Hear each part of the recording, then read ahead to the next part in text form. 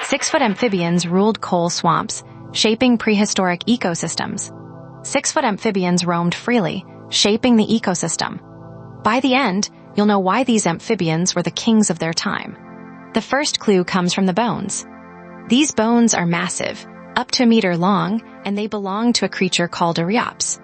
Picture a crocodile crossed with a bullfrog, and you've got an idea of what a rheops looked like. But here's the kicker. It was one of the largest amphibians ever to live during the Permian period. A rheops wasn't just big, it was built for the hunt. Its skull was nearly a meter long, equipped with teeth designed to crush bone and tear flesh. Picture this, a creature that could take down a large amphibian with just one bite. It's no wonder a rheops ruled the swamps. But wait, there's more. A rheops wasn't just a predator, it was a survivor. The swamps it lived in were volatile, with periodic floods and droughts. Yet a rheops thrived. How? Well, one clue is in its limbs. Those limbs were incredibly strong, with thick bones and powerful muscles. It could dig into the mud and bury itself to survive a flood. This adaptability is a testament to its remarkable resilience. Now here's where it gets really wild. A rheops wasn't the only giant in the swamps. There were other amphibians like Greerpetin, which was smaller but still formidable. Picture a scene, a rheops patrolling its territory, while Greerpetin lurked in the shadows, waiting to ambush smaller prey like early tetrapods. These swamps were a constant battle for survival. But here's the real question. How did a rheops grow so big? Well, the swamps were rich in nutrients, teeming with vegetation and a steady food supply. The water was also brimming with fish and smaller amphibians. It's like the perfect environment for a predator to grow and thrive. Now, let's talk about the competition. Mammals were just starting to appear, but they were tiny compared to a rheops. These early mammals were about the size of a mouse. Imagine a world where a mouse-sized mammal had to scurry past a creature the size of a bull. That's the kind of world a rheops ruled. But here's the twist. A rheops didn't face significant competition from other amphibians of its time. Its impressive size and strength gave it an edge, allowing it to dominate its ecosystem. It's like being the biggest kid on the playground, with no rivals to challenge its reign. Now, let's zoom in on the swamps themselves. These coal swamps were teeming with life. The vegetation was lush and diverse, with trees that could grow up to 30 meters tall, creating a dense jungle-like environment. A rheops would have had to navigate through thick foliage, finding its way through a maze of plants, while also avoiding predators such as large amphibians like Greerpetin and early reptiles like Hylonomus. But here's the real challenge. How did a rheops move through this dense vegetation? Its limbs were perfectly adapted for that. Those thick bones and powerful muscles allowed it to push through the underbrush, hunt prey, and avoid threats.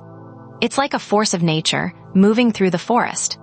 Now, let's talk about the climate. These swamps were warm and humid, with abundant rainfall. A rheops needed to stay hydrated, often burrowing into the mud or seeking a cool spot to rest. It's like a large amphibian basking in the sun, but with the added benefit of being able to hide from predators. But here's the real question. How did a rheops die out? Well, the swamps eventually changed. The climate shifted, leading to the diversification and rise of new reptile groups. These newcomers, such as early synapsids and archosaurs, brought new competition and predators to the ecosystem. It's like a changing of the guard, where the old rulers had to make way for the new. Now, let's take a closer look at the fossils. They tell us a lot about a rheops's lifestyle. The bones show signs of wear and tear, indicating a tough life. There are even bite marks from contemporary predators, such as smaller archosaurian reptiles.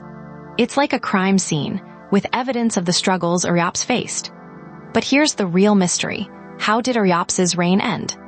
As the Permian period progressed, the climate became drier, and the lush swamps that once dominated the landscape transformed into arid plains. A rheops, adapted for life in the swamps, could not quickly adapt to these drastic environmental changes. It's like a ruler losing control as the world around them changes. Now, let's look at the impact of a rheops. It was a top predator, shaping the ecosystem in ways we can barely understand. Its presence meant that other animals had to evolve to survive. It's like a ripple effect, where one creature's actions affect everything around it. Archaeops thrived during the Permian period, around 290 to 270 million years ago, when giant amphibians dominated the swamps and rivers, influencing the evolution of their contemporaries. But here's the real question. What legacy did Archaeops leave behind? Well, its bones tell the story. They show a world dominated by large amphibians, a world that was ruled by these 6-foot predators. It's like a monument to a time long past, a reminder of a world where these creatures were the kings. Now let's close the loop. Remember the question we started with. How did these 6-foot amphibians dominate the swamps? Well, the answer lies in their size, their strength, and their adaptability. They were perfectly suited for a world rich in resources and full of challenges, thriving in the lush vegetation and abundant water sources of the Carboniferous period. Think about that. Archaeops wasn't just a creature from the past. It was a force of nature that shaped the world around it. It's like a giant shadow cast over a landscape, a reminder of a time when these 6-foot amphibians were the rulers of the swampy realms. And that's the story of Archaeops, a creature that ruled its world and left a lasting impact on the history of life on Earth. Think about that next time you walk through a forest or visit a swamp.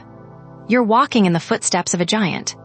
Imagine a 6-foot-long Archaeops lurking in the murky waters of a coal swamp during the Permian period. It wasn't just about the size, it was about the power. These creatures were built like tanks, with strong limbs and powerful jaws.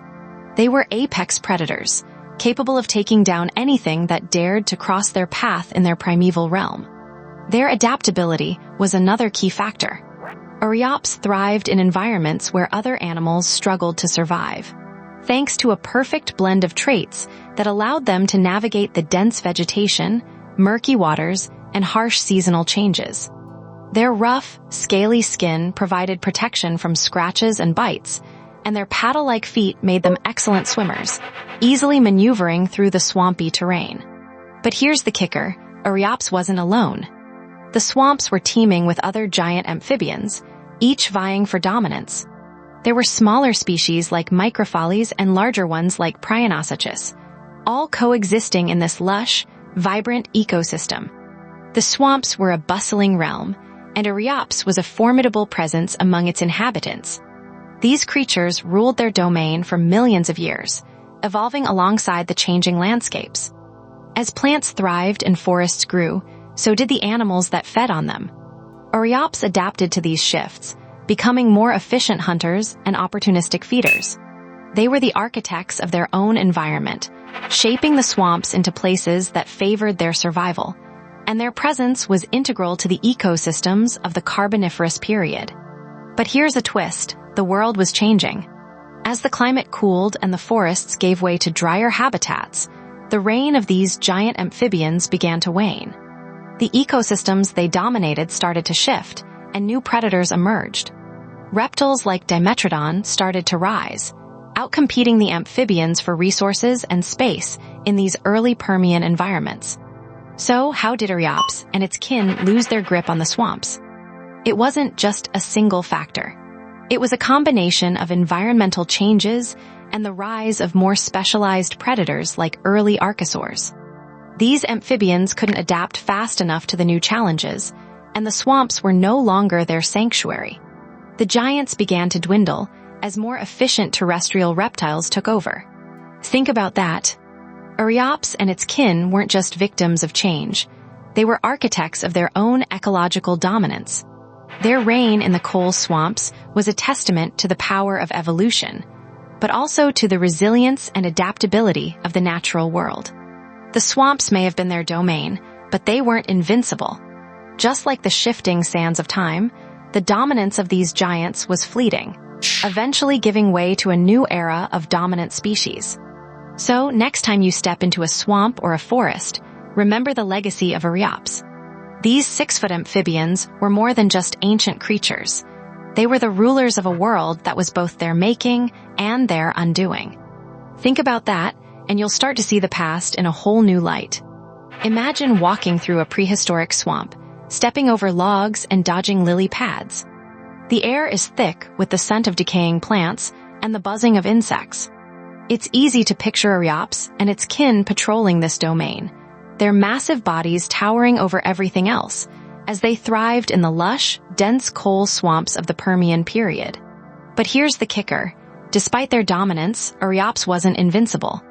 Its reign was as fragile as the delicate balance of any ecosystem. When the climate shifted, these giants faced new challenges from emerging competitors and changing environmental pressures they couldn't outsmart. Their world, once their fortress, became their tomb. Consider this. The swamps that nurtured Archaeops also harbored seeds of its own transformation. Plants like giant horsetails and tree ferns that flourished there played a role in the changing environment, leading to the decline of these amphibians. As these plants thrived and the ecosystem evolved, Archaeops couldn't adapt quickly enough, marking a shift in dominance from large amphibians to emerging reptiles. So, the next time you see a swamp or a forest, remember that you're looking at a stage once ruled by these colossal amphibians like Archaeops. They shape the world around them, only to be shaped by it in return. Archaeops might be gone, but its legacy lives on in the very landscapes it once dominated. Think about that, and you'll start to see the past in a whole new light. Tomorrow on the Extinction Files, the brain that grew too fast.